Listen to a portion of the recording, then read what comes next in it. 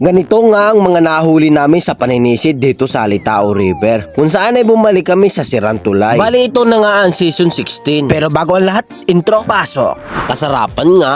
Sa mga oras na to ay papunta na nga kami sa Alitao River. Bali kalalabas nga lang din pala namin sa trabaho at kumain lang kami ng hapunan at nagkakit na kami papunta dito sa Alitao River na makapanisid na. At habang naglalakad-lakad nga kami dito ay nagkuha na rin sila ng ipil-ipil pamuna sa mga antipara para malinaw pagsisid nila sa tubig. At sa pagdating nga namin dito sa spot na aming paninisidan ay agad-agad naman sila gumayak at dinikdik na rin nila ang kanilang mga ipil-ipil para ipunas na sa kanilang antipara. Para malinaw pagsisid sa ilalim ng tubig at kitang-kita yung mga kasarapang isda. At sa mga oras na to ay nagdasal na nga si Joey Boy at magsisimula na nga kami manisid dito sa ilog. At dito nga lang pala uli kami maninisid sa Sirantulay. Sa mga matagal naman nakakapanood ng aming video ay alam nyo na to. At shoutout nga pala dito kay Idol John Luister. At matagal na daw niya tong request. Ay sorry po Idol, ngayon lang uli. At maraming salamat sa iyong suporta. Ingat ka po palagi, God bless. At sa mga oras na to ay nakahuli na nga si Joey Boy ng dalag. Kasarapan lang ang laki, pang ginataan ay kasarapan nga aray. At yan nga lang pala ang nahuli namin dito sa Sirantulay. Kaya naman lumipat kami sa bandang unahan. Lipat muna kami ng layo namin paninisidan. Ilipat kami sa bandang unahan kasi dun sa aming basta pinanisidan na layon. Ay isa yung aming nahuli, dalag.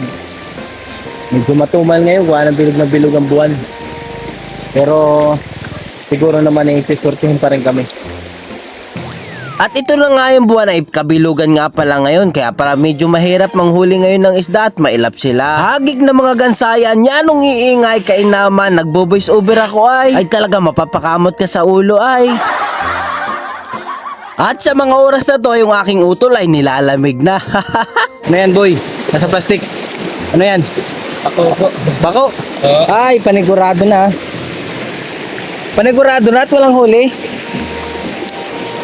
Panigurado na guys, walang huli. Nagkuha na ng pako. Kaya si utol nilalamig na ay. So, ay sure full na pang ulam. Alamig. Aba ay paglingon ko dito sa bandang ibabaw ng ilog ay yung aso ko inaan din ay oh. At shoutout nga pala sa mga pamangking ko dito. Yaron si Sipag, alas 10 na ng gabi ay nagdadayag pa. At sa pagsisid nga uli ni Joey Boy, nakahuli na naman siya ng isdang igat. Kung tawagin dito sa amin, pero Tagalog na igat to, hindi palos. Ito yung igat na hindi masyadong lalaki at nakatira karamihan ay sa mga puti. Ito guys ay ano, igat na Tagalog. Yung hindi ari palos. Ayan o. Laki pala sa ulo. Good size na guys oh. Gi, ano eh, papalit mo. Ikaw, pen. Ito yung sarap ding ginataan o adobo sa gata. Mamatay para sa isip mo. Kaya kinunot ay ano bisa na rin. Dito.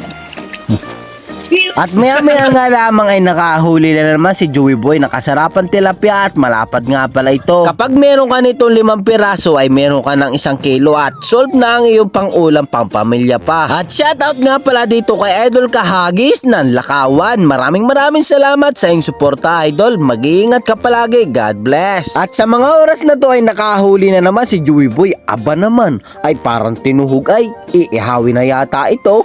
Asin laki lang nung kasunod niyang nahuli ito ay kasarapan nga din ay pag meron ka 5 piraso ay solve ang 1 kilo. At sa mga oras na to ay nakahuli na naman si Joey Boy dito sa tabi lamang at sa babawan, nakasiksik sa ilalim ng bato at semento. At ito na nga pala yung mga nahuli namin, hindi karamihan pero sakto lang pang ulamin. Ang sarap nitong ginataan lalo na't may nakagayak na kami pako ay kasarapan nga. O paano, abot dito na lang ang aming video. Maraming salamat sa iyong panonood. Araw-araw sipag lang patungo sa bukas.